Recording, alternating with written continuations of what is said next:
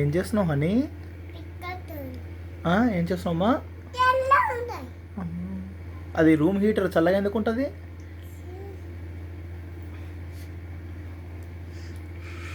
వేడి చేసుకుంటున్నావా? అమ్మా బాగుందా? బాగుందా?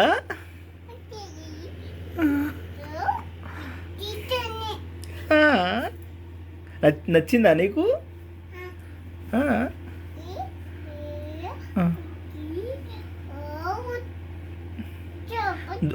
కానీ కొంచెం దూరం కూర్చోవాలమ్మా. Very good.